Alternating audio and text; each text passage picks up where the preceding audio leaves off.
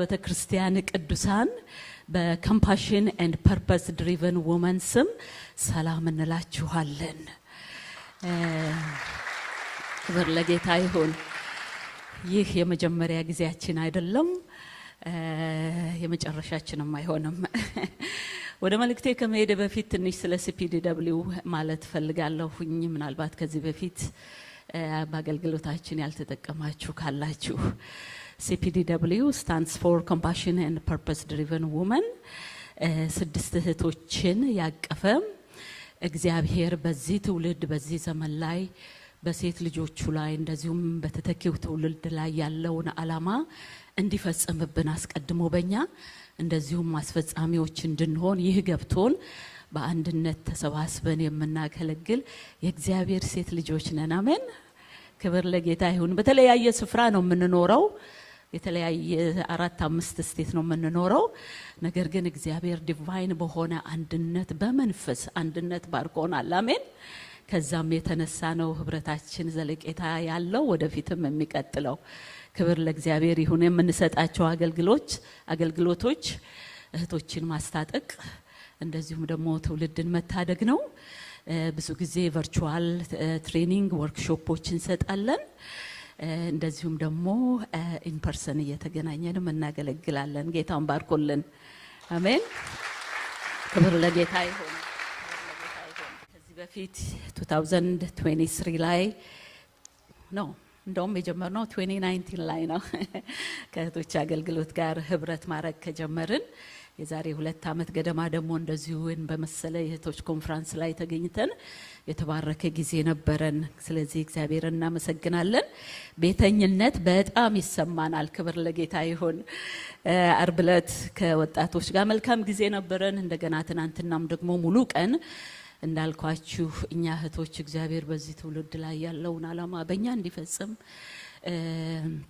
አስፈጻሚዎችም እንድንሆን ስንመካከር ስንጸልይ ቆይተናል። ክብር ለጌታ ይሁን። ይህን ያደረገው እርሱ ነው። ክብር ለጌታ ይሁን። ዛሬ በሚኖረን ጊዜ ከድንኳናችን እንውጣ በሚል ሐሳብ ቆይታ እናደርጋለን። እግዚአብሔር በአምልኮ ባርኮናል። እንደዚሁም ደግሞ በቃሉ እንዲባርከን እንጸልይ። እግዚአብሔር አምላካችንና አባታችን ሆይ እጅግ አድርገን እናመሰግንሃለን። በእኛ ላይ ስለበዛው ምሕረት፣ ቸርነት፣ በጎነትህ ተመስገን እንልሃለን። አንተን ያወቀ ልብ ስለሰጠህን፣ ዋሻ መሸሸጊያ ስለሆንከን፣ በዚህ ክፉ ዘመን ማምለጫ ስለሆንከን እናመሰግንሃለን። እግዚአብሔር ሆይ መንፈስ ቅዱስ ሆይ እነሆ በአሁኑ ሰዓት ደግሞ እንዳመለክ ነው በአምልኮ እንደባረክንህ አንተም እንደባረከን አሁን ደግሞ ጌታ ሆይ በቃልህ ኃይል እንድትባርከን እንፈልጋለን። መንፈስ ቅዱስ ሆይ ዝናብ ዘንቦ ምድርን አረስርሶ በውስጥ የተቀበረችን ፍሬ ወጥታ እንድታቆጠቁጥ እንድታድግ አልፋም ተርፋ ፍሬ አፍርታ ለሌሎች እንደምትተርፍ ሁሉ መንፈስ ቅዱስ ሆይ እነሆ በአሁኑ ሰዓት በእኔና በወገኖቼ ልብ ውስጥ የቃለ ኃይል ይርከፍከፍልን። የሚነቀለውን ይንቀልልን፣ የሚያስወግደውን ያስወግድልን። አንተን መስለን መኖር እንድንችል በዚህ ክፉ ዘመን እግዚአብሔር ሆይ አንተን ማስከበር እንድንችል የሚያስችለንን 30፣ 60፣ 100 ፍሬ እንድናፈራ ያግዘን። ይህ እንዲሆንልን ጸለይን በናዝሬቱ በኢየሱስ ክርስቶስ ስም አሜን። አሜን። አርስት ከድንኳናችን እንውጣ የሚል ነው። ይህንን አርስት ስናስብ አስቀድመን የምንኖርበት ድንኳን የተቀመጥንበት ድንኳን እንዳለን እያሰብን መሆን አለበት። ድንኳናችን ከድቅድቅ ጨለማ ወደሚደነቅ ብርሃን፣ ከሞት ወደ ሕይወት እንደዚሁም ደግሞ ከባርነት ነፃ ወጥተን ተዘልለን የተቀመጥንበት ርስት የወረስን ሰዎች ነን። አሜን። ክብር ለእግዚአብሔር ይሁን። ለዚህ ርስታችን ደግሞ ዋስትና እንዲሆነን ዘለቄታ እንዲኖረው ጌታ ኢየሱስ ክርስቶስ ክብሩን ለመተው ለአንድም ደቂቃ ሳያመነታ አባዘዘው ጊዜ እሺ ብሎ ወደዚህ ምድር መምጣቱ ሳያንሰው እንደገናም ደግሞ አልፎ ተርፎ በመስቀል ስቅላት አሰቃቂ ሞትን በመሞት የፍቅርን ጥግ ያሳየን አባት አለን። አሜን። ክብር ለእግዚአብሔር ይሁን። ይህንን የፍቅር ጥግ ያየንበት የወጣንበትን ዓለም ዳግመኛ ላንመኘው ዞር ብለን ላናየው እንደ እስራኤላኖች አሜን ብለው ከባርነት ወጣም ብለው ጉዞ ከጀመሩ በኋላ የግብጽ ስንቆርትን እንደተመኙት ዞር ብለን እንዳንመኝ የመኖሪያ አድራሻችንን የታደረገው የጎልጎታ ተራራ እኔንና እናንተን ያሰበ እግሩ እስኪነቃ የወጣበትን ተራራ መገኛችን አደረገው። መኖሪያ መገኛቻ ስፍራችንን ቀራንዮ መስቀል ስራ አደረገልን። አሜን። በዚህ አድራሻ የምትገኙት እስኪ አሜን በሉ። እግዚአብሔርን ባርኩ። የት ነው አድራሻችሁ ዛሬ? በዚህ ክፉ ዘመን የት ነው የምትገኙት? በቀራንዮ መስቀል ስራ። አሜን። ክብር ለእግዚአብሔር ይሁን። የወጣንበት የምንገኝበት ከድንኳናችን እንውጣ እልፍ እንበል ስንልም በዚህ ቴሪቶሪ ውስጥ ሆነን ነው። ክብር ለእግዚአብሔር ይሁን። ክብር ለእግዚአብሔር ይሁን። ይህ እንደተጠበቀ ሆኖ እኛ አሁን እንዳልኩትኝ እኛ ክርስቲያኖች ክርስቶስን ምርጫችን ያደረግነው እኛ ከደህንነታችን በኋላ ተዘልለን ከተቀመጥን በኋላ በሱ ደስተኞች ከሆን በኋላ እንኳን ክርስቲያን ሆንኩኝ እያልን ከዘመርን በኋላ ከዚህ በቀጣይነት ጥሪ ያለን ሰዎች ነን። አሜን። አገልግሎት ያለን ሰዎች ነን። ብዙ ጊዜ ይሄንን ሳስብ ይሄ ጥሪ አገልግሎት የሚባለው ነገር ትክክለኛውን ትርጓሜ ስለማስጨብጥ ብዙዎች እኔ አገልግሎት የለኝም፣ ሌሎች ደግሞ እኔ አልተጠራሁም፣ ሌሎችም ደግሞ አይ እኔ ለአገልግሎት ብቁ አይደለሁም በማለት እግዚአብሔር በውስጣቸው ያስቀመጠውን ብቃትና ችሎታ ሳይጠቀሙ በደህንነታቸው ብቻ ረክተው ራሳቸውን ሳያገለግሉ ሳይጠቀሙበት ለሌሎችም ሳይተርፉ ሌሎችንም ሳያገለግሉ የሚቀሩ በጣም ብዙዎች ናቸው። እዚህ ላይ አጥንቼ መናገር የምፈልገው እውነታውን እንድንረዳ የምፈልግበት ክፍል በኤፌሶን ምዕራፍ 2:10 መሰረት ይህንን ስናይ የእግዚአብሔር ቃል ምን ይላል? እግዚአብሔር አስቀድሞ ያዘጋጀውን መልካሙን ስራ ለማድረግ በክርስቶስ ኢየሱስ ተፈጠርን። አሜን። በዚህ ዓላማ የተፈጠረ ማን አለ? ክብር ለእግዚአብሔር ይሁን። እኔ ተፈጥሬያለሁ። እግዚአብሔር አስቀድሞ ያዘጋጀውን መልካሙን ስራ ለማድረግ በክርስቶስ ኢየሱስ ተፈጠርን። አዘጋጁ ማን ነው?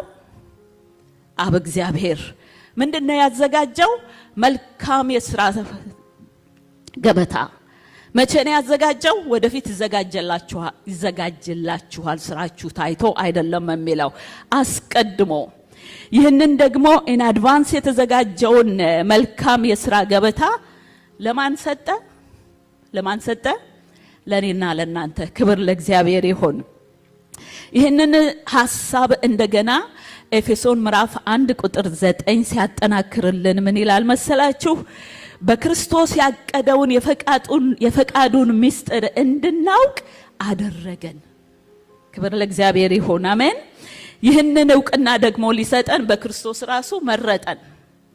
ተጠራን፣ ገበታ ተዘጋጀልን፣ ኃላፊነት ተሰጠን። ያንን ደግሞ ዝም ብሎ ይኸውላችሁ ማለት ሳይሆን ዕውቅና ሰጠን በዛ ኃላፊነት ውስጥ ማለት ነው። ስለዚህ ይህንን ስናስብ ይሄ ተሳታፊዎች እንድንሆን አስቀድሞ ተዘጋጅቶ እንካችሁ የተባለው የሥራ ድርሻ የሥራው አይነት ምንድነው? ግቡስ ምንድነው? ያንን በመስራታችን የምንሄድበት የምናተርፈው ምንድነው? የተዘጋጀልን መልካም ሥራ የተፈጠርንበትን ዓላማ አውቀን በውስጥ ሰውነታችን በፊቱ ተውበን ለመገኘት ጽድቅን እየተከተልን በቅድስና ለመኖር የምንሰራበትን ህይወት መምራት ነው። አሜን። ክብር ለእግዚአብሔር ይሁን። ከዚህ ተነስተን ነው የምናደርገውን ነገር ሁሉ የምናደርገው። ስለዚህ የተዘጋጀልንን መልካም ገበታ ካወቅን ራሳችን ላይ ያተኮረ ስራ ብዙ ይጠበቅብናል። ጽድቅን እየተከተልን በቅድስና ለመኖር የምንሰራው ብዙ ስራ አለን ማለት ነው። የዚህ ስራ ግቡ ደግሞ ምንድነው? ክርስቶስን ወደ መምሰል የእርሱን ባህሪያት ለብሰን መልካም ተጽዕኖ ፈጣሪዎች በመሆን ለዚህ ለታመመው ዓለም መድኃኒት መሆን ነው። አሜን። ለዚህ የተጠራ ሰው አለ? ለዚህ የተጠራ ሰው አለ? በጣም ዳውታላችሁ። ዛሬ ግን ከዚህ መልእክት በኋላ በጣም እርግጠኞች ሆናችሁ እንደምትወጡ እርግጠኛ ነኝ። ስለዚህ አንዳንድ ጊዜ በጽድቅና በቅድስና መመላለስ ስንል ትንሽ ከበድ እናደርገዋለን። ግን በዚህ ላይ ያለውን ትርጉም መናገር እፈልጋለሁኝ። በጽድቅና በቅድስና መመላለስ ማለት ፍጹም ሆኖ መገኘት አይደለም። ከክርስቶስ ከእግዚአብሔር በስተቀር ፍጹም የለምና። ስለዚህ ምን ማለት ነው? በጽድቅ እየተመራን ቅድስና ለእግዚአብሔር ብለን ህይወታችንን መምራት ምን ማለት ነው? ይህ ማለት ምንድነው? የእግዚአብሔርን ህግጋት ለመፈጸም ፍቃደኛ መሆን ነው። አሜን። ፍቃደኛ ሆኖ መገኘትና ቅድስና ለእግዚአብሔር በሚል የህይወት መመሪያ ራስን ሰጥቶ የስጋን የራስን ምኞት፣ የሰይጣንን ተግዳሮት፣ የዓለምን ተግዳሮት እምቢ ማለት መቻል ነው። ይሄ ነው እግዚአብሔር በዘመናት ሁሉ ጻድቅ ብሎ የጠራቸውን ሰዎች ሁሉ ስንመለከት መጽሐፍ ቅዱሳችን ላይ ፍጹም ሆነው ተገኝተው በፍጹም አይደለም አናገኝም። መጽሐፍ ቅዱስ እንደዚህ አይነት ሰዎች ግን የእግዚአብሔርን ህግ በጥንቃቄ ለመፈጸም በህይወታቸው ሲጥሩ እርሱ ራሱ እግዚአብሔር ይመሰክርላቸው ነበር። አሜን። ስለዚህ ይህንን ስናስብ ጻድቅ ነህ ወይ በቅድስና ትኖራለህ ወይ ሲባል አንሸማቀቅ፣ ያስንበል። ምክንያቱስ እየሞከርን ነው፣ ፍቃዳችንን ሰጥተናል። ስለዚህ ይህንን በማድረጋችን ደስ ሊለን ይገባል። ክብር ለእግዚአብሔር ይሁን። በዚህ ውስጥ ድካም አለ። ጻድቅ ሆነን በጽድቅ እየተከተልን በቅድስና እየተመራን ስንኖር ፍጹም መሆን አይደለም ብያችኋለሁ። በዚህ ውስጥ መድከም አለ። yes ተስፋ መቁረጥ አለ። yes መውደቅ አለ። yes መሰበር አለ። yes እነዚህ ሁሉ በህይወታችን አቮይድ ልናረጋቸው የማንችላቸው ነገሮች ናቸው። ስለዚህ አብረውን ይኖራሉ። ነገር ግን ጻድቅ ሰው ሆኖ ለመኖር በተሰጠ ማንነት ውስጥ ወድቆ መቅረት የለም። አሜን አሜን። እንደገና የማይለመልም አለቀለት የተባለ ተስፋ የለም። ክብር ለእግዚአብሔር ይሁን። በፍጹም የለም። ደካማ እንደደከመ ወድቆ የማይቀርበት የሚበረታበት ህይወት ነው። አሜን። ክብር ለእግዚአብሔር ይሁን። ይህንን ነው የእግዚአብሔር ቃል የሚያረጋግጥልን። በምሳሌ 26:16 ላይ ምን ይላል? ጻድቅ ምን ይላል? 7 ጊዜ እንኳን ቢወድቅ ይነሳል። ይህንን የመሰለ ተስፋ ያለን ሰዎች ነን። አሜን። በድካማችን ሊራራልን እሱ መልካም አምላክ ነው። አሜን። ስለዚህ አንዳንድ ጊዜ አጣብቅኝ ውስጥ ስንሆን በመጠበቂያችን ላይ እንጠብቀው። ባለንበት ቦታ ሆነን ተስፋ እናድርገው። ባለንበት ቦታ የሙጥኝ እንበል። የጽድቅን መመሪያ ይዘን መጽሐፍ ቅዱሳችንን እያነበን በዛ በሚሰጠን ተስፋ የሙጥኝ ብለን ከቆየን እግዚአብሔር ይመጣል። አሜን። አንዳንዴ ምናልባት አንዳንዶቻችሁ በዚህ ጊዜ ውስጥ እግዚአብሔርን ጠብቄው ዘገየብኝ የምትሉ ካላችሁ፣ ይህንን አቅጄ ልደርስበት ያሰብኩት ነገር አልተሳካልኝም የምትሉ ካላችሁ፣ ከአቅማችሁ በላይ የሆነው በቤተሰብ ደረጃ በግል ህይወት ቢሆን ወይም ደግሞ በክርስትና ህይወቴ መሆን የምፈልገውን እንድሆን አልቻልኩም የምትሉ ካላችሁ በመጠበቂያችሁ ላይ ሆናችሁ ጠብቁት። ኢየሱስ ይመጣል። አሜን። ክብር ለእግዚአብሔር ይሁን። የዴማውስን መንገደኞች እንደዚህ ነው ያደረጋቸው። ምን አሉ? ከጌታ ኢየሱስ ጋር ዘመናቸውን ሁሉ ያንን ያገልግሎት ዘመን ሁሉ አብረውት በጣም ሐሴት እያደረጉ ነበረ ከጌታ ኢየሱስ ጋር የቆዩት። ለ3 ቀን ግን ተስፋቸው ጨለመባቸው። ዋው! ደነገጡ፣ በጣም ደነገጡ። እኛስ አሉ እስራኤልን ያድናል ብለን ተስፋ ያደረግነው ኢየሱስ ነበረ። ሞተ፣ ተቀበረ፣ የለም። ስለዚህ ምን አደረጉ? ከደቀ መዛሙርቱ ጋር ተለያይተው ሁለቱ ተመካክረው አንገታቸውን ደፍተው ወደ ቤታቸው መሄድ ከመጠበቂያ ቦታቸው ተለይተው ጉዞ ጀመሩ። ክብር ለእግዚአብሔር ይሁን። ጌታ ኢየሱስ በትንሣኤ ከተነሳ በኋላ ግን ራራላቸው። የመጀመሪያ ሄዱ ያጠመዳቸው እነሱ ነው። ክብር ለእግዚአብሔር ይሁን። ኖ አለ ጌታ ኢየሱስ። መሆን የለበትም። እነዚህን የመሰሉ የተዋቡ ሰዎችን ልጆችን አላጣበትም፣ ተስፋቸውን ላድስ ብሎ በዴማውስ መንገድ ተገለጸላቸው። አሜን። ከዛ በኋላ የሆነውን እናውቃለን። አይናቸው ሲገለጽ እንደገና ተመልሰው ወደ መጠበቂያቸው ሄዱ። አሜን። ስለዚህ ዛሬ ምናልባት በዚህ ጉባኤ ውስጥ አለቀልኝ የጨበጥኩት ነገር አመለጠኝ የምትሉ ካላችሁ በመጠበቂያችሁ ላይ ሆናችሁ እግዚአብሔርን ጠብቁት። አሜን። እግዚአብሔር ይመጣላችኋል። ክብር ለእግዚአብሔር ይሁን። ጥያቄያችሁን እንደያዛችሁ፣ ድካማችሁን እንደያዛችሁ፣ ፍላጎታችሁን እንደያዛችሁ እንዳላችሁ ሆናችሁ በእግዚአብሔር ሕልውና ውስጥ ተገኙ። አሜን። ክብር ለእግዚአብሔር ይሁን። ይህ ነው እግዚአብሔር። ይህንን እግዚአብሔር ነው እኛ የምናመልከው። በድካማችን ሊራራልን፣ በጥያቄዎቻችን ሁሉ ፈጥኖ ሊደርስልን፣ እንዴት ይሆናል ያልነውን ነገር እንደሚሆን እያረገ እልፍ እንድንል የሚያደርገን እግዚአብሔር አለ። አሜን። ስለዚህ ተስፋችሁን አድሱ። ይህንን የመሰለውን ህይወት ስናስብ በእንዲህ አይነት ሁኔታ መመሪያችን አድርገን ስንመላለስ አንዳንድ ጊዜ ቸልተኝነት በውስጣችን እንዳይመጣ መጠንቀቅ አለብን። የእግዚአብሔርም ቃል ይሄንን ይለናል። እንዲህ ያለውን መዳን ቸል ብንል እንዴት እናመልጣለን? አንዳንድ ጊዜ አንዳንድ ሰዎች ድነዋል፣ በጌታ ደስ ይላቸዋል። ግን እልፍ ማለት የማይወዱ አሉ። ድኛለሁ፣ ይበቃኛል፣ ከሰንደይ ኢትስ ኦኬ፣ ሰንደይ እመጣለሁ፣ የጸሎት ሰዓት እመጣለሁ፣ አመልካለሁ፣ በቤቱ መኖር ደስ ይለኛል፣ ከዛ ያለፈ ነገር ግን የሚባል አይነት ህይወት አደገኛ ነው፣ በጣም አደገኛ ነው። ስለዚህ ዕብራውያን 2:3 ላይ ምን ይላል? እንዲህ ያለውን መዳን ቸል ብንል እንዴት እናመልጣለን ብሎ ይጠይቀናል። በሌላ በኩል ሐዋርያው ጳውሎስ አንድ ጊዜ የፊልጵስዩስ ሰዎችን ካስተማራቸው በኋላ አብሯቸው እየኖረ በብዙ ነገር ከኮተኮታቸው በኋላ ደህንነታቸውን ካስጨበጣቸው በኋላ መለየት ግድ ሆነበትና ተለይቷቸው በነበረ ሰዓት ያሳሰበው ጉዳይ ይሄ ነበረ። ምን አላቸው? እያንዳንዳችሁ በፍርሃትና በመንቀጥቀጥ የራሳችሁን መዳን ትፈጽሙ ዘንድ ይገባችኋል። ሞክሩ አይደለም ያላቸው፣ ይገባችኋል። ምንድነው ይገባችኋል ማለት? ግዴታ ነው። ስራዬ ነው ብለን ቅድም ዘምረናል አይደለ? ክብር ለእግዚአብሔር ይሁን። ሞክሩ ሳይሆን ግዴታ አለባችሁ ብሎ ግዴታን የያዘ ምክር ሲመክራቸው እናያለን።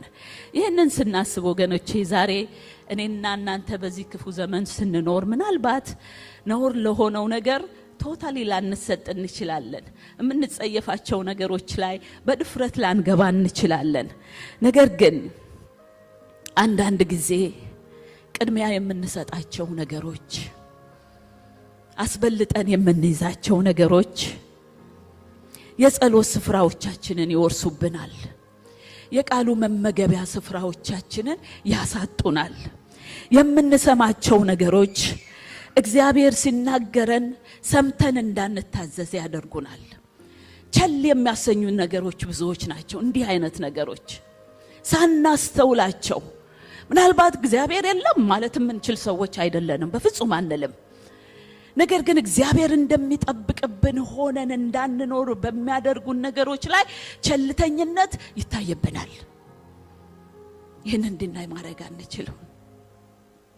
ስለዚህ ከድንኳናችን እንውጣ፣ እልፍ እንበል ስንል እያንዳንዳችን በጥንቃቄ የራሳችንን መዳን ለመፈጸም ሌሎችንም እግዚአብሔር ወዳሰበላቸው ከፍታ ለማድረስ የምንሰራበት ስራ ነው።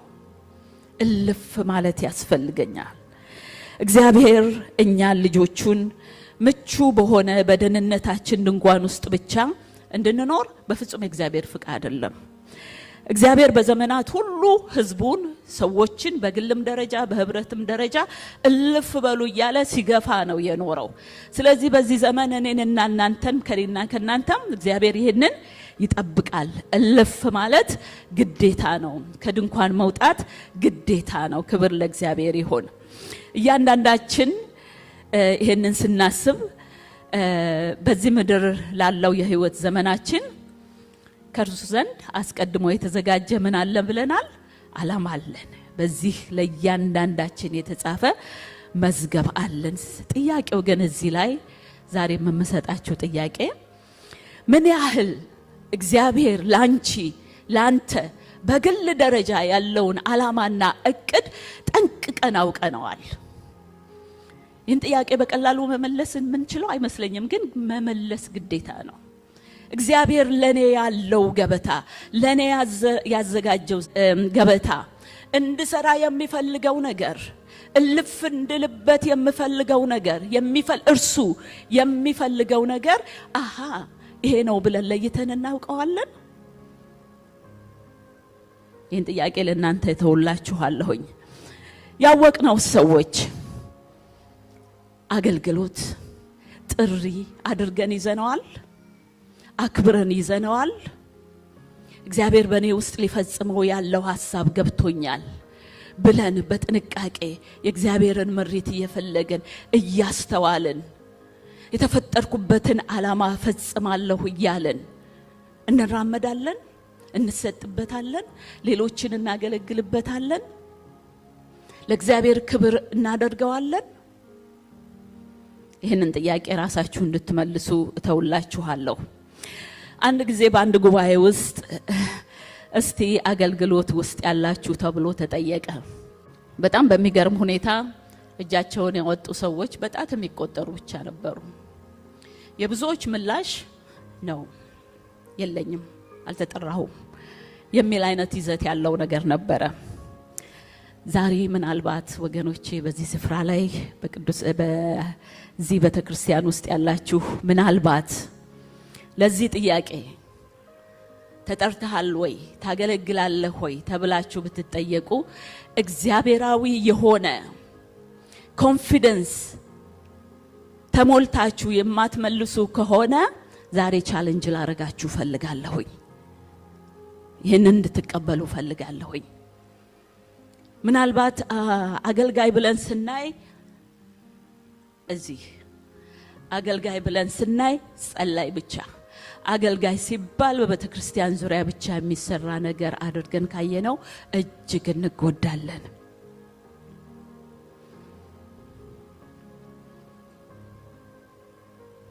አገልጋይ ነሽ፣ አገልጋይ ነህ፣ ጥሪ ያለህ፣ ጥሪ ያለሽ፣ ይህን ልብ ብላችሁ እንድትመረምሩት እተውላችኋለሁኝ።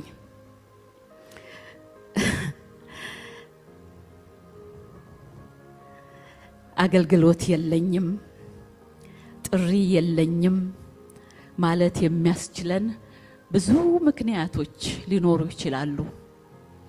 እውነታው ግን ቅድም እንደገለጽኩላችሁ ተረድተናል፣ ተጠርተናል። የሚጠበቅብን ብዙ ነገር አለ። በቤቶቻችን፣ በስራ ቦታዎቻችን፣ በምንወጣበት በምንገባበት ሁሉ እግዚአብሔር ይፈልገናል። ዛሬ እናቶች፣ አባቶች በቤት ልጆች ኖሯችሁ ልጆች ስታሳድጉ የእናትነትና የአባትነት ስሜትንና ክብርን መወጫ ብቻ በፍጹም አይደለም። እግዚአብሔር ይመስገን ልጆች የእግዚአብሔር በረከቶች ናቸው። ደስ ይላል፣ ልንኮራ ይገባናል። ግን ከዛ ያለፈ ጥሪ አለ። ጠዋት ወንድማችን ሲጸልቅ በጣም ነው ደስ ያለኝ። ይህ ትውልድ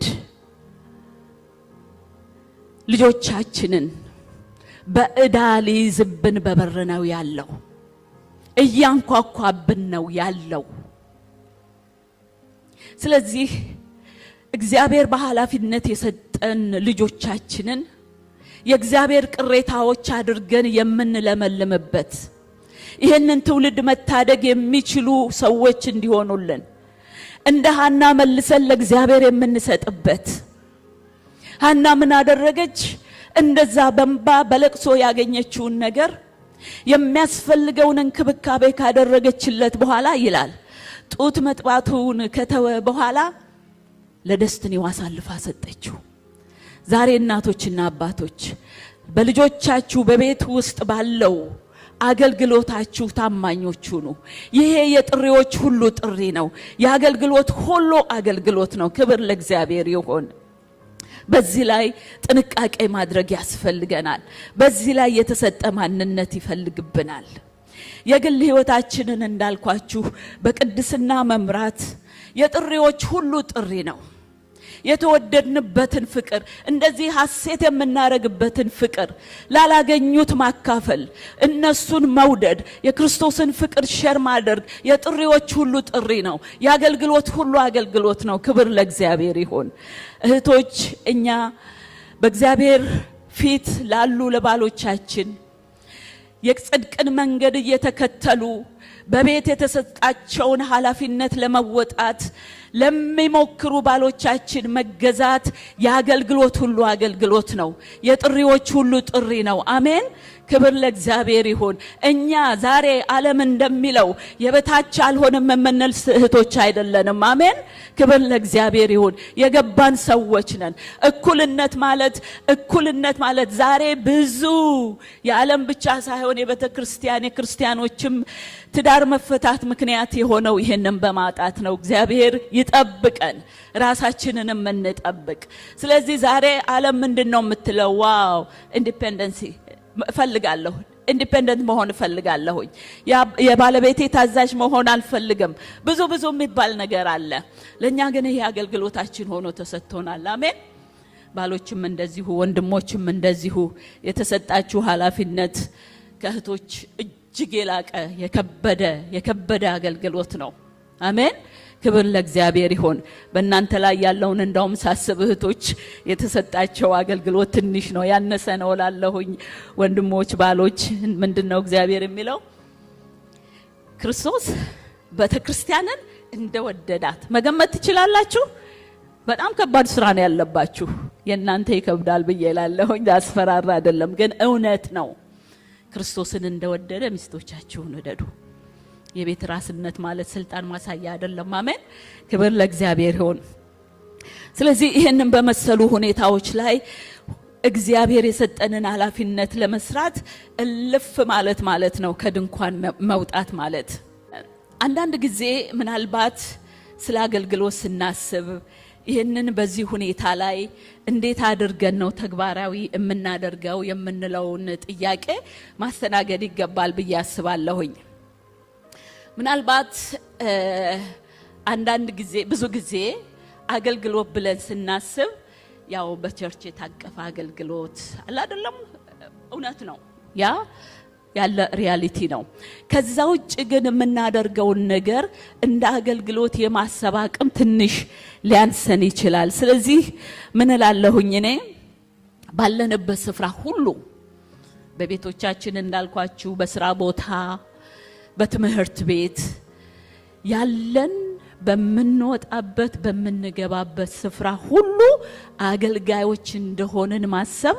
ግዴታችን ነው ትናንትና እንደዚሁ ስንነጋገር ነበር አርብ ዕለትም ተጽዕኖ ፈጣሪ መሆን እንዴት ይቻላል ይያልን ስንነጋገር ነበርና ብዙ የጠለቀ ነገር ተነጋግረናል አንድ ሰው ብቻውን ተጽዕኖ ፈጣሪ መሆን እንደሚችል ስንመለከት ነበር ክብር ለእግዚአብሔር ይሁን ስለዚህ በመንወጣበት በመንገባበት ስፍራ ሁሉ ጥሪና አገልግሎት ያለን ሰዎች እንደሆነን ማሰብ ይገባናል አንዳንድ ጊዜ ምናልባት ያንዳንዶቻችን አገልግሎት አንድን ሰው በቤተክርስቲያን ያለ ሰው ሊሆን ይችላል በውጭ ያለ ሊሆን ይችላል በስራ ቦታ ሊሆን ይችላል በትምህርት ቤት ሊሆን ይችላል አንድ እግዚአብሔር ሊታደገው ያለውን ሰው እግዚአብሔር ሊምራው የወደደውን ሰው እግዚአብሔር ሊፈውሰው የወደደውን ሰው ለዛ ሰው ምክንያት ሊያረጋችሁ ይችላል ስለዚህ ሁሉ ጊዜ ኢንተንሽናሊ እግዚአብሔር ሆይ ዛሬ ለማን ትፈልገኛለህ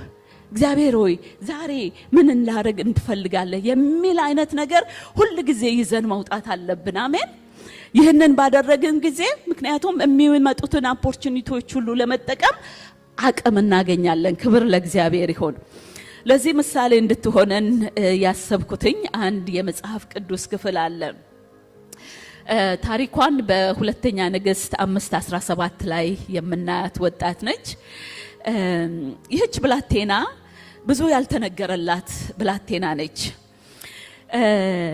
ነገር ግን በሷ ህይወት ውስጥ የተፈጸመው ነገር አንድ ሰውን እንዴት ማገልገል እንደሚቻል ጽኑ የሆነ ነገር ስለሚሰጠን ሼር ላረጋችሁ ይፈልጋለሁኝ ይህች ብላቴና ለአንድ ሰው የስጋም የነፍስም መፈወስ ምክንያት የሆነች ነች መፍትሄ ላጣ ግራ ለተጋባ ቤተሰብ እረፍትን ያስገኘች ነች። መጽሐፍ ቅዱስ ሲገልጻት እንደውም ብላቴና ይላታል። ገና ልጅ በጣም ልጅ ነበረች ማለት ነውና ታሪኩን እዛ ላይ ታገኙታላችሁ። ጊዜ ለመቆጠብ ነው። ታሪኳን የዚችን ወጣት ታሪክ ስንመለከት እንዳልኳችሁ ብላቴና ነች፣ ገና ልጅ ነች። ከቤተሰቧ የእናት ያባቷን እንክብካቤ ገና ያልጠገበች ነች። በእንደዛ አይነት ሁኔታ ያለች እንደወጣች እንደ ድንገት የቀረች ብላቴና ነበረች። በዛ ጊዜ በወቅቱ ሶርያውያኖች እስራኤላውያኖችን የሚያስጨንቁበት ጊዜ ነበረ። በሚፈልጉበት ሰዓት የሚፈልጉትን ነገር እየሄዱ እስራኤላኖች ላይ የሚያደርጉበት ጊዜ ነበረ። በዚህ ጊዜ ውስጥ በአንድ ወቅት ሄደው የፈለጉትን ሲያደርጉት እቺን ብላቴና መንገድ ላይ ያገኟት፣ የታገኟት አይታወቅም። ማረኳትና ይዘዋት ሄዱ፣ ወደ ሶሪያ ሄዱ ማለት ነውና ወስደዋት ግን ምንድነው ያደረጉት? በወቅቱ ይሄንን አይነት ስራ በሶርያውያኖች የሚያደርጉትን ስራ ሰክሰስፉል እንዲሆኑ ያደረጋቸው የጦር አዛዥ ነበረ። እሱ ማን ነው? ንዕማን ነበረ። ስለዚህ ያችን ወጣት ማርከው አምጥተው ለይተው ለማን ሰጡ?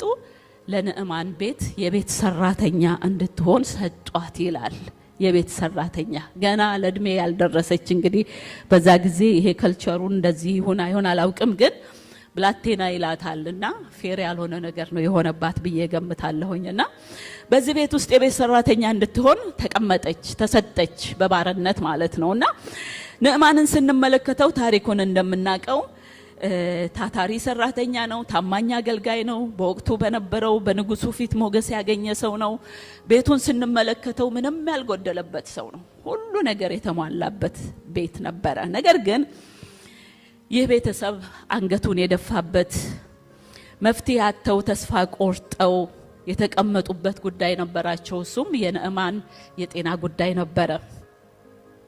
ለራሷ ያልበቃች እቺ ብላቴና፣ ለራሷ ብዙ ጥያቄዎችን መልስ መጠበቅ የሚገባት ብላቴና የዚህን ቤት ጭንቀትና መከራ የራሷ አድርጋ ወሰደችው።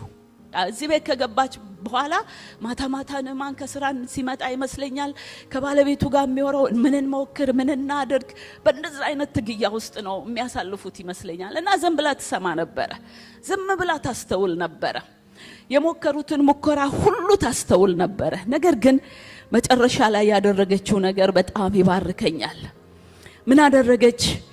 ይሄንን ጭንቀት፣ ይሄንን መከራ አንድ መፍትሄ መፍጠር አለብኝ ብላ ተነሳች። በአምላኳ ላይ ባለው ጽኑ እምነት መፍትሄ ለመሆን ለዚህ ቤተሰብ ጭንቀታቸው እንዲፈታላቸው ምክንያት ለመሆን ራሷን አዘጋጀች። ቀስ አለችና እመቤቷ ጋር ሄዳ እመቤቴ ያለቻት፣ ብዙ ሞክራችኋል፣ አውቃለሁ፣ እሰማችኋለሁ፣ መፍትሄ አጣችኋል። እዚህም ሄዳችሁ እዛም ሄዳችሁ ገንዘባችሁም ስልጣናችሁም ሁሉም ነገር አልረዳችሁም። ነገር ግን እስኪ አንድ ነገር እንድትሞክሩ ልንገራችሁ አለች። አማካሪ ሆና ተነሳች። አሜን፣ ክብር ለእግዚአብሔር ይሁን። ስለዚህ ከመቤቷ ጋር እንግዲህ የቀረበ ጥሩ ግንኙነት ያላት መሰለኝ። ከሷም የተነሳ ወይ ከመቤቷም ሊሆን ይችላል አላውቅም። ነገር ግን የዚህችን ብላቴና ህይወት ሳጠና የተማርኩት ነገር ምንድነው? በጣም በመልካም ቤተሰብ ያደገች ልጅ ነች። በዚህ እድሜዋ ምን አይነት እግዚአብሔራዊ አመለካከት እንዳላት ስመለከት የቤተሰቦቿን ተጽዕኖ ማየት እችላለሁኝ። ስለዚህ ቀርባ ምን ትላታለች? መፍትሄ ያለ ለእግዚአብሔር ይቻላል። ኤልሻዳይ የሆነውን አምላክን ያውቀዋለሁ፣ ይችላል፣ ያደርጋል፣ ስራ እየሰራ ነው። ታላላቆች ነገስታት ሁሉ ያላወቁትን ምስጢር ተናገረች ለዚህ ለግራ ለተጋባ ቤተሰብ። አሜን። ፈለገች፣ በቃ ወደደች፣ ኮምፓሽኔት ሆነች። በቃ ለዚህ ቤት ሸክሜ ነው አለች። ስናስበው እኮ ለነገሩ ይሄ ንዕማን እሷ እንድትማረክ ሁሉ ወታደሮችን አዞ ለባርነት ያመጣት ሰው ነች። በቤቱ ሆና እሰይ የዋጋው ነው አይደለም ምናምን እሱን እያሰበች ማለት የምትችልበት ብዙ ምክንያት ሊኖራት ይችላል። ነገር ግን የምታመልከውን አምላክ የምታውቅ ብላቴና ስለነበረች ነው ለዚህ አልፈቅድም አለች። የዚህን ቤተሰብ ሸክም እሸከማለሁ፣ የዚህን ቤተሰብ ጉስቁልና እፈታለሁ፣ ይሄንን ቤተሰብ አሳርፈዋለሁ አለች። በእግዚአብሔር። ስለዚህ ምን አለች? መፍትሄ እኮ አለ፣ እስኪ ይሄንን ደግሞ ሞክሩት። ክብር ለእግዚአብሔር ይሁን። ወገኖቼ ዛሬ የእውነቴን ነው የምላችሁ፣ ብዙ በአቅራቢያችን በወጣን በገባን በቤተሰባችን ቢሆን በጎረቤት ቢሆን በስራ ቦታ ቢሆን ብዙ ግራ የተጋቡ ሰዎች በፊታችን አሉ። እንዴት ነው የምናስተናግዳቸው? እንዴት ነው የምንራራላቸው? ጆሮአችንን እንዴት ነው የምንሰጠው? በከፋቸው ጊዜ ፊታቸው በጠቆረ ጊዜ ዋው እቺ ደግሞ ምንድነው እንደዚህ የሚያረጋት ብለን እናልፋለን ወይስ ምን ሆና ይሆን እንላለን? እግዚአብሔር ይርዳን። በእውነት እግዚአብሔር ይርዳን። ይህች ብላቴና ይህንን ምክር ከመከረች በኋላ የሆነውን ታሪክ እናውቃለን። ክብር ለእግዚአብሔር ይሁን። እና ይህንን ሳጠና አንድ ጊዜ ሄዶ ንዕማን ለንጉሱ ነገረው። ሲነግረው በጣም ሚስኮሙኒኬት ተደራርገው ነበረ። አሁን እነሱ ያሉት ያገኙትን ኢንፎርሜሽን ብቻ ይዘው መፍትሄ አለ ብቻ ብለው ነው ያዩት። መፍትሄው ከማን ይመጣል የሚለው ጥያቄ they don't mind። ከዛ ምን ይላል? ለሄዶ ንጉሱን ሲነግረው እንደዚህ አይነት መፍትሄ አለ። ደግሞ ንዕማን ሄዶ ሲነግረው ያለው ነገር በጣም ደስ ይለኛል። አንዲት ብላቴና እንዲህ አለችኝ ነው ያለው። ክብር ለእግዚአብሔር ይሁን። መፍትሄ ሊሆን የሚችል ነገር ከቃሏ ወጥቶ የቤቴ ሰራተኛ ነገረችኝ። ክብር ለእግዚአብሔር ይሁን። ተሰምነትን ሰጣት እግዚአብሔር። እኔ እንደውም እግዚአብሔር ለንዕማን በጣም ራርቶለታል።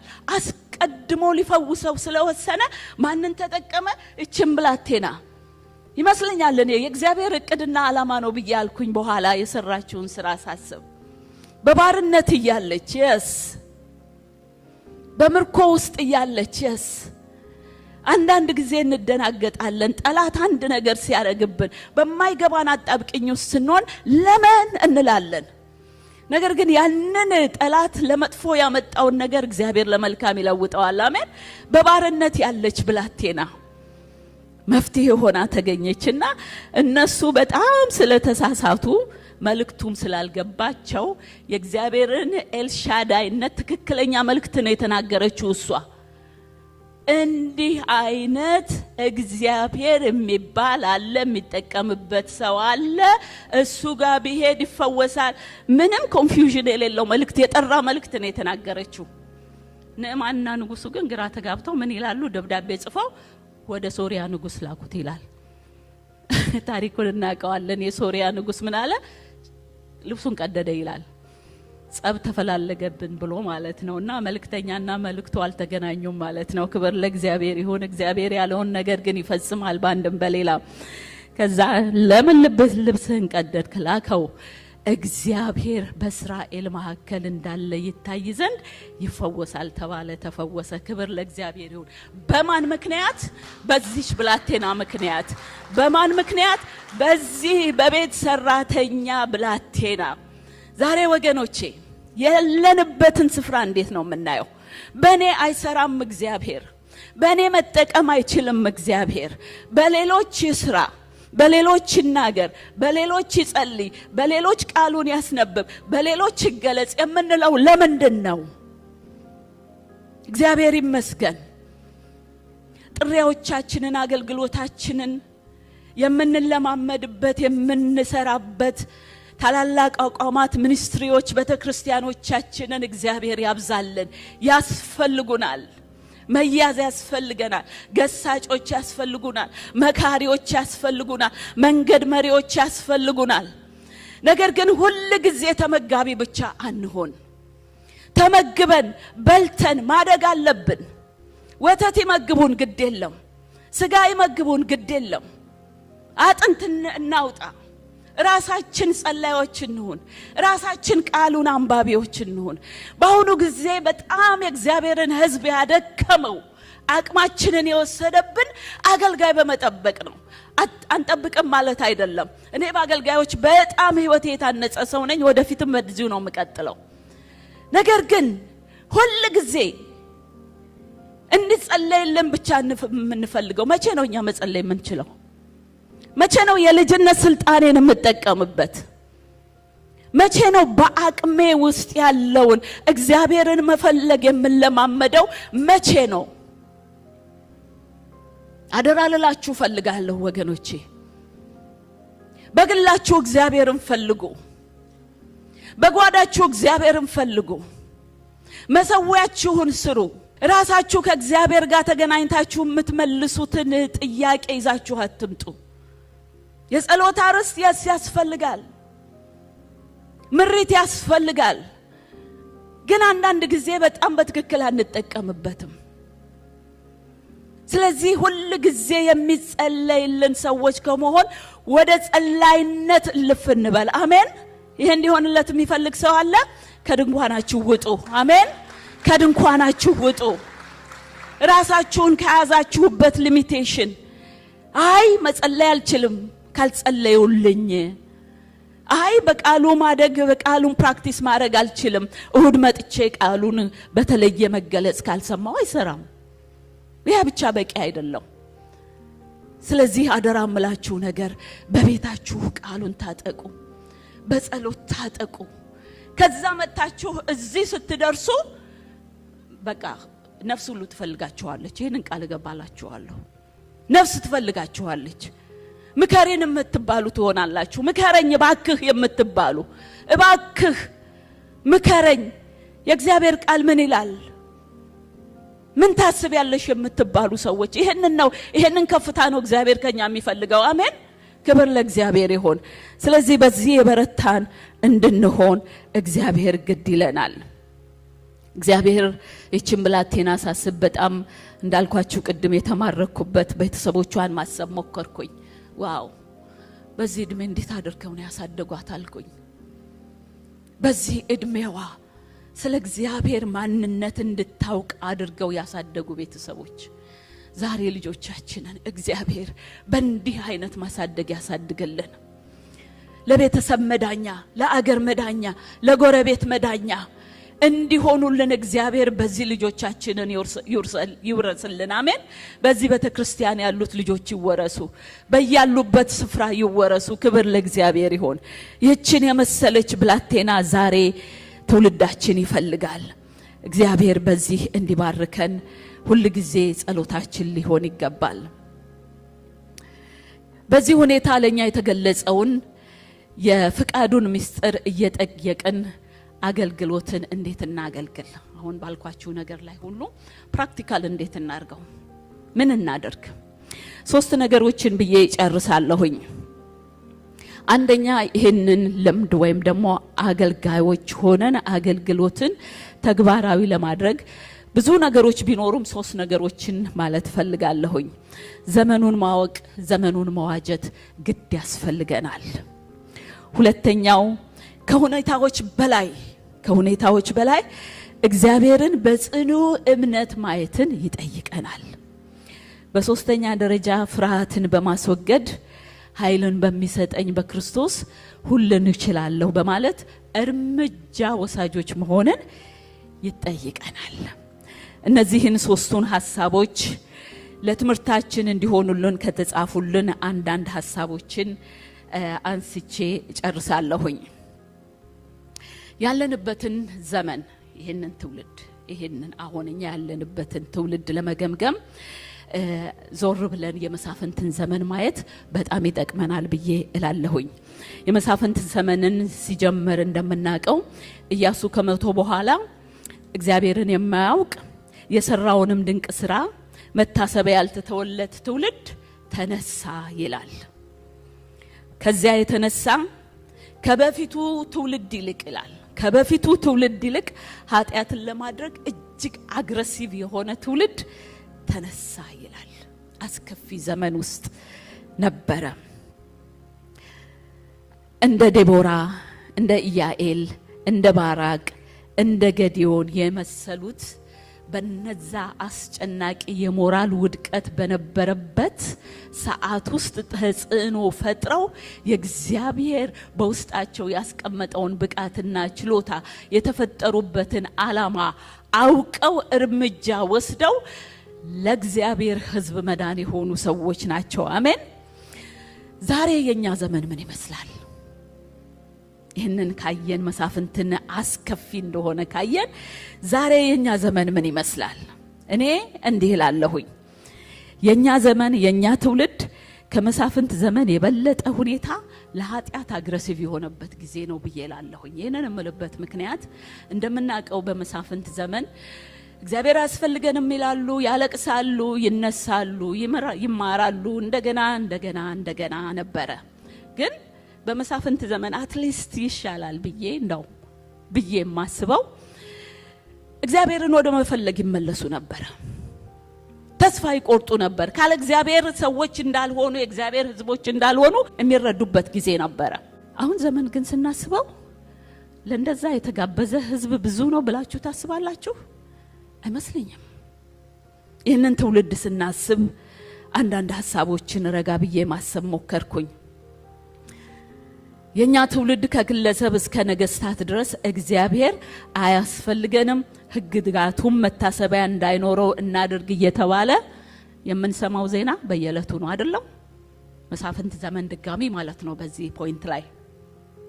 በሁለተኛ ደረጃ የሰው ልጅ ለሐሳቡ ተገዢ በመሆን ማንነቱንና ፍጻሜውን መቆጣጠር የሚያስችል ማንነት አለው እየተባለ የሚሰበክበት ሰውም ይሄንን ምርጫውን ያደረገበት እግዚአብሔር የለም ማለት ሳይሆን አንተው ራስህ እግዚአብሔር መሆን ትችላለህ የተባለበት ዘመን ነው። እጅግ የሚያስፈራ ዘመን። ይህ ሁኔታ ይህ አይነት ነገር ሳስበው አዳምና ሔዋን እስኪ እንደ እግዚአብሔር መሆን እንሞክራሉ አይደለ? ከተሰበኩ በኋላ እስኪ እንደ እግዚአብሔር መሆን እንሞክር በሚለው የወሰዱትን የትምክህት እርምጃ የሚጋብዝ ትምህርት ነው። ወገኖቼ በጣም ልንጠነቀቅ የሚገባውን አንድ ነገር ልንገራችሁ። ኦልሬዲ ታውቁታላችሁ ብዬ አስባለሁኝ። ዛሬ ይሄ ሎ ኦፍ አትራክሽን የሚባለው የክህደት ትምህርት መጽሐፍ ቅዱሳችንን እንዲህ አንግቦ ነው የመጣው። ልንጠነቀቅ ይገባናል። ከአንዳንድ ክርስቲያኖች ጋር በዚህ ሐሳብ ተወያይቼ ነበረ። በጣም ነው ልቤ የተሰበረው። ደህንነትን ያገኙ ሰዎች ናቸው። በዚህ ነገር ኮምፕሮማይዝድ ሲያደርጉ ሳይ ልቤ በጣም አዘነ። ልንጠነቀቅ ይገባናል ወገኖቼ።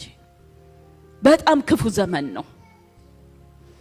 አንተኮ በውስጥህ ምንም ነገር መፍጠር የሚችል ኃይል ያለህ ሰው ነህ። ካኑ ኢማጂን አንተ ራስህ ምንም ነገር መፍጠር ትችላለህ በውስጥ ባለው የሐሳብ ኃይል። ለሐሳብህ ኃይል ተገዛ። አንተኮ ለራስህ አምላክ መሆን ትችላለህ የሚል ስብከት ነው። ለራስህ አምላክ መሆን ትችላለህ። ላንተ ያለው አንተ ብቻ ስለሆንክ በራስህ ተማመን። እግዚአብሔር አትበል። የምትፈልገውን መፍጠር ከቻልክ በራስህ ላይ ራስህ ሆነህ በስኬትህ ደስ ይበልህ። ከዛ ውጭ ምንም ነገር የለም፣ አምላክ የለም የሚል ትምህርት ልጆቻችንን አልፎም ተርፎ ደግሞ በተክርስቲያን ውስጥ ገብቶ እየተሰበከ ነው ያለው ወገኖቼ። ብዙ ልንጸልይ ይገባናል። ብዙ ልናነባ ይገባናል። ዛሬኛ ተመቻችተን በቤተክርስቲያናችን እንዲህ ያመለክን እንዲህ ደስ ይያለን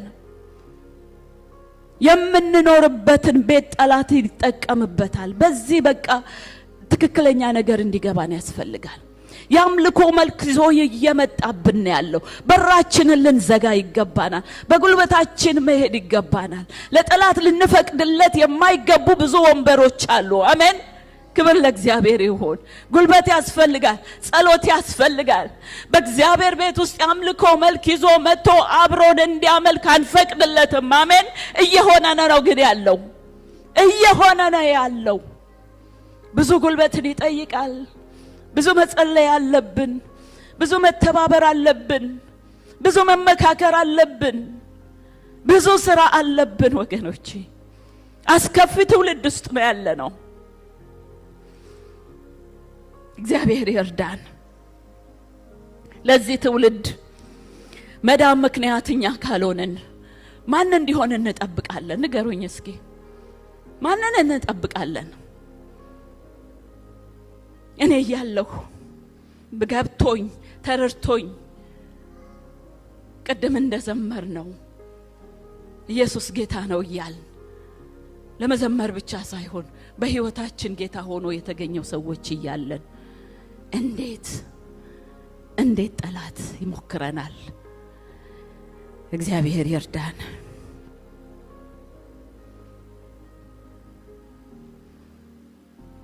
እግዚአብሔር አንድ ጊዜ ለህዝቡ ራራና ተነሳ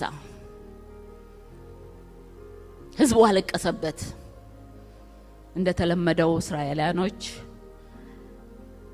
በብዙ ዙር ካስቸገሩት በኋላ እንደገና አምሯቸው እንደገና ተመልሰው በአንደኛው ዙር ላይ ለ20 አመት ያህል እስራኤላውያኖች ስቃይ ካዩ በኋላ ከምን የተነሳ እግዚአብሔርን አንፈልግም ከማለት የተነሳ አትፈልጉኝም እሺ ካለኔ ኑሩ አላቸው አይቻሉ በፍጹም አይቻሉ ለጊዜው ይቻል ይሆናል ተመልሰው ግን ከ20 አመት ሰቆቃ በኋላ ወደ እግዚአብሔር አለቀሱ እግዚአብሔር ውሳኔ ወሰነ እንደልማዱ ክብር ለእግዚአብሔር ይሁን የምህረት አምላክ የእንደገና አምላክ ለህዝቡ ራራ አይሆነለትም እግዚአብሔር ስለ ህዝቡ አይሆነለትም አንድ ጊዜ ማን ነው ነብዩ ሊረግም የወጣው ባላም ሊረግም ወጣ ታሪኩን እናቀዋለን በዛ ጊዜ ግን ከተራራ ወደ ተራራ የሄደ ስትራቴጂ ሲቀየር መጨረሻ ላይ የተረዳው ነገር ሁሉ ጊዜ በጣም ደስ ይለኛል የእግዚአብሔር ህዝብ ይላል ሳር በልቶ እንደጠገበ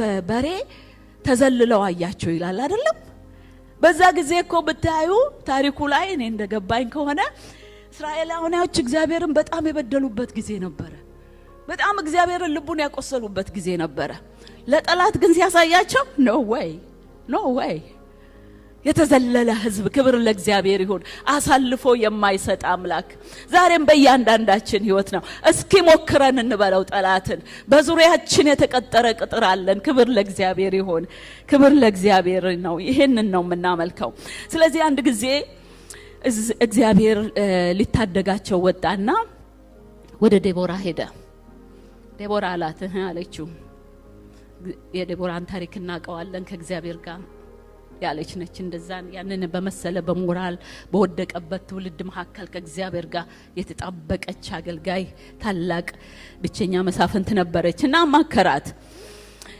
ህዝቤን ልታደግ ወስኛለሁ አላት አለችው እግዚአብሔር ምን አላት ውጊያው የኔ ነው የውጊያውን ስትራቴጂ ነድፌ ጨርሻለሁ ክንውኑ ይሄ ነው ድሉ ይሄ ነው ሁሉም ነገር ነገራት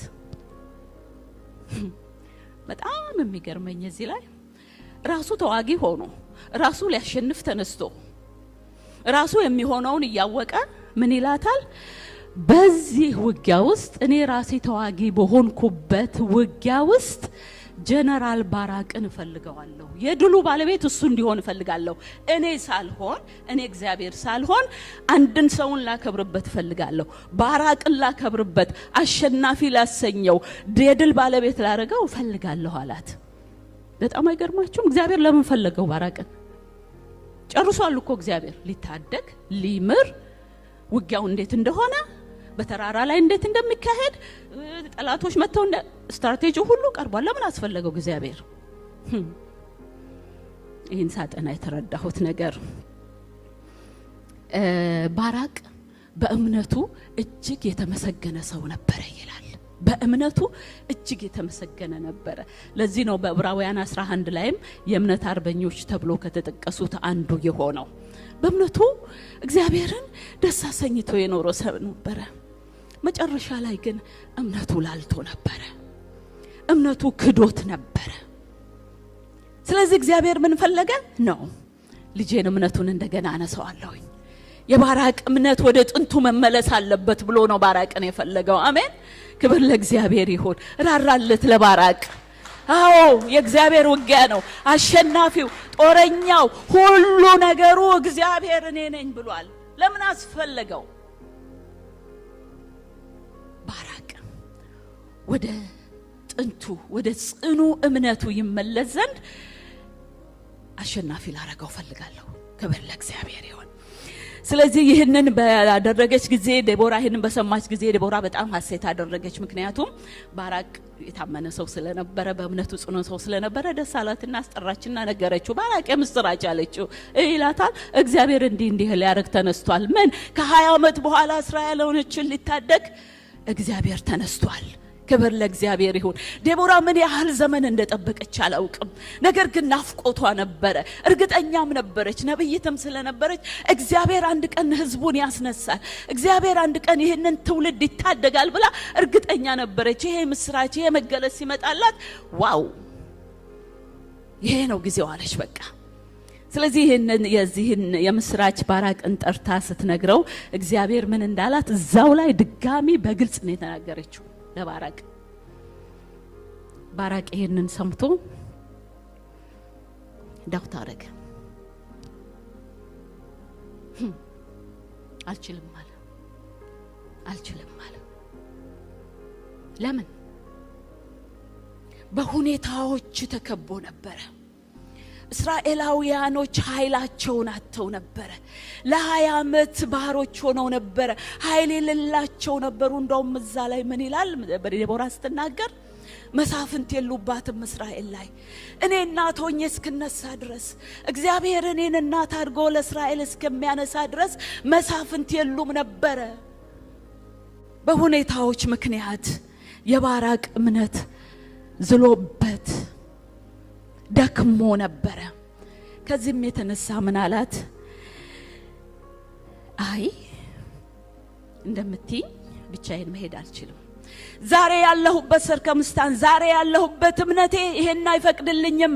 እግዚአብሔር አይችልም ብያለሁ። በ20 ዓመት ውስጥ እግዚአብሔር ሳይችል አይቼዋለሁኝ። በ20 ዓመት ውስጥ 10 ዓመት ጠብቆ ሊሆን ይችላል፣ 10 ዓመት ተስፋ አድርጎ ሊሆን ይችላል። በዚህ ሲዝን ውስጥ ግን ባራቅ እግዚአብሔር አይችልም ብሎ ነበር። ከብዙ ዓመት ጉዞ በኋላ እግዚአብሔር እንደማይችል አውቆ ተስፋ ተቆርጦበት ተቀምጦ ነበር። ስለዚህ ዛሬ የማቀው ነገር አላት የድሮውን ጽኑን እምነቴን አፕላይ ላረግ አልችልም። ዛሬ ማረግ የምችለው በሰዎች ጽኑ እምነት ባላቸው ሰዎች ላይ መደገፍ ነው የምችለው። ብርቱ በሆነ ሰዎች ትከሻ ላይ መደገፍ እችላለሁ። በራሴ መቆም ግን አልችልም አላት። ዋው አለች ዴቦራ። የደነገጠች ይመስለኛል እኔ ሳስበው። እንዴ ምን የተጠየቅክ መሰለህ? እግዚአብሔር እኮ ነው ተዋጊው። አንተ እኮ ምንም አታረግም። ሄድና ተራራ ላይ ውጣ ነው ሰዎች ይዘህ ነው የተባልከው። በጣም ሳይገርማት አይቀርም። እንደውም አንድ ቦታ ላይ ሲናገር በድሮ ትርጉም ይመስለኛል ለምን ዘገየህ? እግዚአብሔር እንዲህ ብሎ ተናግሮ አልነበረ? የመዘግየት ሚስጥር ምንድነው? አልገባኝም ብላ ስትገስጸው እናያለን። መስኪኑ ባራቅ ለዴቦራ ምን አላት? እምትይው እኮ አሁን ሄደን የምንዋጋው እኮ አላት እግዚአብሔር የሚለን እኮ እሷ ሳትሆን እግዚአብሔር የሚለን እኮ የ20 ዓመት ያህል የጦርነት ልምድ ያላቸው 900 ፈረሰኛ ተዋጊ ፈረሰኛ ያላቸው በትጥቆቻቸው በወታደሮቻቸው የከበሩ እንዴት አድርገን ነው እነሱን ሄደን የምንገጥመው? እውነቱን ነው። ሪያሊቲ ነው ያለው። ሪያሊቲ ያንን ነው የሚመስለው። ይሄንን እኮ ነው ሄደን የምንዋጋው። ስለዚህ አሁን የምትነግሪኝን ጥሪ ተጠርቼ ለማስካሄድ ለመታዘዝ የሚያስችል አቅምና እምነት የለም። ይሄ ነው ነገር ደግሞ በእምነት ካልታየ የሚቻል አይደለም። እኛ ሌላው ቀርቶ ለግረኛ ተዋጊዎቻችን ብዙ ጥጥቅ የለንም። ከፈረሰኞች ጋር እንዴት ሄደን ነው ከ900 ፈረሰኞች ጋር ምን ገጥመው?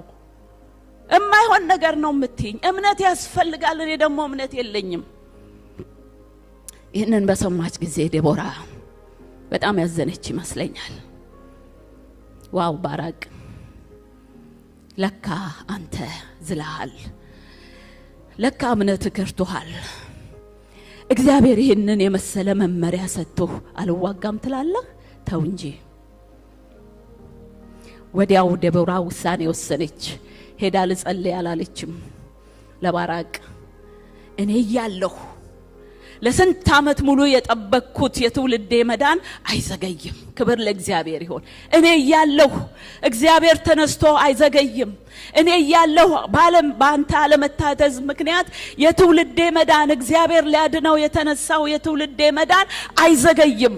አብሬ እሄዳለሁ፣ እመራሃለሁ፣ እወጣለሁ፣ እንዋጋለን። እግዚአብሔር ያሰበው ይሄ ሲዝን ስለሆነ ይሄ አያልፍም። እኔ ያለሁ ክብር ለእግዚአብሔር ይሁን።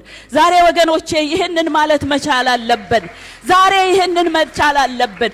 እኔ ያለሁ፣ አንተ ያለህ፣ አንቺ ያለሽ ልጆቻችን እንዴት ይወረሳሉ? ጠላት ውጊያውን አበርትቶብን እንዴት ህይወታችንን ያለሽቀዋል? አሜን። እኔ ያለሁ አይሆንም እንበል። እኔ ያለሁ አለችው። በቃ አልጸለየችም። እግዚአብሔር ሆይ ባራቅም ቢያለኝ ሌላ ሰው አስነሳ ለማለት ለመጸለይ ጊዜም አልወሰደችም። መቼ እንደምትጸልይ ታውቃለች፣ መቼ እንደማትጸልይ ታውቃለች ዴቦራ። ክብር ለእግዚአብሔር ይሁን። ይህንን ያብዛልን። አንዳንድ ጊዜ መጸለይ በማይገባን አክሽን መውሰድ በሚገባን ነገር ላይ እንጸልይላን እግዚአብሔርን ጊዜ የምናልፍበት ጊዜ አለ። እግዚአብሔር ይጠብቃል፣ ማስተዋል ያብዛልን። ስለዚህ ይህንን በማድረግ ተነስታ አብራ ሄደች።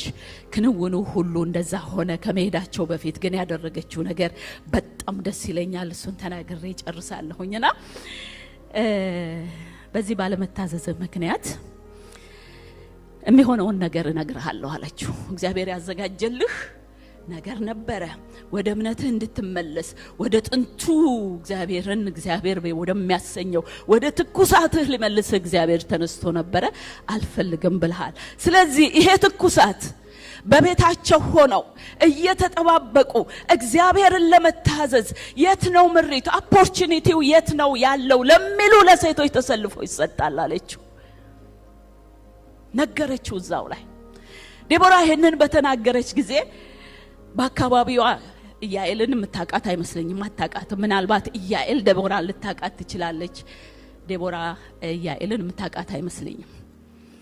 ይሄንን ሳስብ ምናልባት ዴቦራ በአካባቢዎቿ እንዲህ አይነት ነገር እጩ የሆኑ ሴቶች አልነበሩም እኔ ብዬ አሰብኩኝ። አይመስለኝም፣ ሊኖሩ ይችላሉ ብዬ አሰብኩኝ።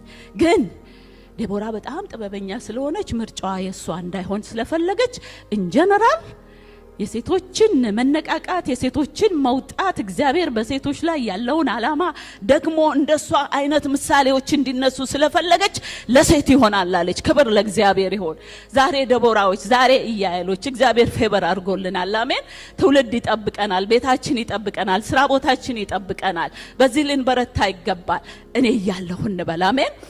ስለዚህ ያንን ባደረገች ጊዜ ያንን ትንቢት በተናገረች ጊዜ ቀጥታ የዴቦራ ትንቢት ሄዶ ማንን አገኛት? ኢያኤልን አገኛት። ኢያኤልን ስንመለከታት በጣም የሚገርም ህይወት ያላት ነች። እነ ዴቦራ ባሉበት የዴቦራን ህይወት ታውቁታላችሁ። ወደዛ ዲቴል አልገባም።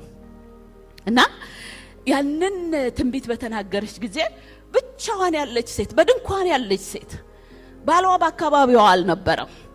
ስራዋ በመንደሯ ያልታወቀች፣ ዘላን ድንኳን ተካያ አንሺ ኤክስፐርት የሆነች ሄዶ እግዚአብሔር መንፈስ ያችን ሴት አሰባት። ስለዚህ የሆነው ነገር ምንድነው? ክብር ለእግዚአብሔር ይሁን። ለኢያኤል መነቃቂያ፣ ለኢያኤል መነሻ ሆነ ያ ኦፖርቹኒቲ። የኢያኤልን ህይወት ትንሽ ማጥናት ሞከርኩኝ። ያገኘሁት ነገር ብዙም አልተባለላትም። ነገር ግን ባህሪዋን ስንመለከት ለእግዚአብሔር ህዝብ የቀናች ሰው ነበረች። እስራኤላዊት አልነበረችም። ባሏ የሙሴ የቷር ፋሚሊ እንደሆነ ይነገራል። ነገር ግን እስራኤላውያን በዛ ጊዜ ኃይላቸው ስለከዳ እሱ እንደውም ከሌሎች ጋር ከእስራኤል ጠላቶች ጋር በንግድ ተሳስሮ ነበረ። ስለዚህ ወደዛ ያደላ ሰው ነበረ። ይች ሴት ግን በቤቷ ዋው መቼ ነው እግዚአብሔር ህዝቡን የሚታደገው የምትል ሴት ነበረች። የሚበቀልለት አጣው እነዚህን ጠላቶቹን የእስራኤልን ጠላቶች ሰው አጣ እንደ እግዚአብሔር እያለች እሷን አስባ ሳይሆን በጥያቄው ስለ እግዚአብሔር ግን የቀናች ሰው ነበረች። እግዚአብሔር መረጣት የልቧን አይቶ። አሜን። ክብር ለእግዚአብሔር ይሁን። ስለዚህ ኢያኤል በእንዲህ አይነት ሁኔታ ስትገኝ የተነሳሳችበትን ሁኔታ ስንመለከት በወቅቱ ጦርነቱ ተፋፍሟል። እጅግ አስፈሪ ጊዜ ነው። ከቤት መውጣት ከድንኳን መውጣት አይቻልም። የተዋጊ ፈረሰኞች ኮቴ የሚሰማበት ነው። ሁሉም ተዋጊ ያልሆነ ሁሉ ቤቱን ዘግቶ ካሁን እያለ ፈርቶ የተደበቀበት ድንኳኑን ሰፍቶ በሩን ዘግቶ በቻለው መጠን ቤት ውስጥ የተቀመጠ ሰው ነው። በዚህ በተገኘችበት መንፈስ ግን ኢያኤል ተነቃቅታ ከድንኳኗ ወጣች ይላል። ክብር ለእግዚአብሔር ይሁን፣ ክብር ለእግዚአብሔር ይሁን። ተገኝታለች። በእጇ ላይ ያለውን ምናልባት እንደ ዴቦራ ሪዝሚዋን ብናየው ምንም የተጻፈ ከአንድ መስመር ያለፈ ነገር ያላት አይመስለኝም። ግን ባላት አንድ ነገር የታመነች ሴት ነበረች። ክብር ለእግዚአብሔር ይሁን። ያንን ልትጠቀምበት ወጣች። ያንን ለእግዚአብሔር አገልግሎት ልታወለው ወጣች። ክብር ለእግዚአብሔር ይሁን። ስለዚህ ከድንኳኗ ወጣች ይላል። የመጀመሪያ ከድንኳኗ የማውጫዋ ምን ነበረ? ጠላትን ለመጋበዝ ነበረ። ና አሳይሃለሁ ለማለት ነበረ። ዛሬ ከጠላት ጋር ውጊያ ለመዋጋት ከድንኳናችን መውጣት ያስፈልገናል። አሜን። እኛ ጋር እስኪገባ ድረስ መጠበቅ የለብንም። ክብር ለእግዚአብሔር ይሁን። አስገባችው። በቤቷ ውስጥ ብዙ የጦር መሳሪያ እንዳለ ገምታለሁ። ምክንያቱም ባለቤቷ የሚሰራው ንግድ የጦር መሳሪያ ከነሱ ጋር የሚሰራው እንደዛ ስለነበረ በቤቷ በድንኳኗ ውስጥ የተሰቀሉ ብዙ መሳሪያዎች ይኖራሉ ብዬ አሰብኩኝ። ነገር ግን ያንንም ስታይ እሱን ካስተኛችሁ በኋላ ያንንም ስታይ ኖ ይሄ አይሆንልኝም የሚሆንልኝ ምንድነው አለች። ድንኳኔን ለብዙ አመት ያልሳትኩበት ምስማሬን የምቸክልበት ያለኝ ይበቃኛል። ክብር እግዚአብሔር ይሁን። አሜን። ያለኝ ይበቃኛል። በዚህ ከናወናለሁ፣ በዚህ ሳካለሁ፣ በዚህ የድል ባለቤት ይሆናለሁ፣ በዚህ እንጦርነት አሸንፋለሁ አለች። ክብር ለእግዚአብሔር ይሁን። እንዳለችውም አደረገች። ስለዚህ ያደረገችውን ሁሉ ካደረገች በኋላ በሁለተኛ ጊዜ ከድንኳኗ ወጣች። ክብር ለእግዚአብሔር ይሁን። ለምን? ለድል ማብሰሪያ። ክብር ለእግዚአብሔር ይሁን። ከድንኳኗ ወጣች። ድል ተደርጓል። ጠላት ተሸንፏል። ናላሳይህ ልትለው ባራቅን ጋበዘችው። አሜን። ክብር ለእግዚአብሔር ይሁን። ስለዚህ ዛሬ የምተውላችሁ መልእክት ወገኖቼ፣ ይሄ ያለንበት ትውልድ ይጠብቀናል። ይሄ ያለንበት ትውልድ በጣም እኛ ካልበረታን ልጆቻችንን እኛም ብንሆን የዳንበትን መዳን እስከ ፍጻሜው ጠብቀን እንዳንሄድ ሊያደርገን እጅግ የከፋ ዘመን ውስጥ ነው ያለነው።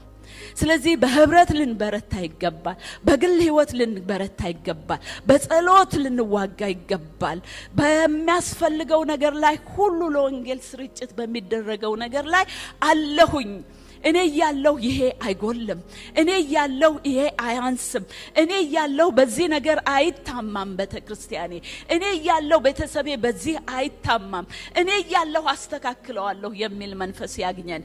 ይሄ ይብዛላችሁ። ክብር ለእግዚአብሔር ይሁን። እንጸልይ።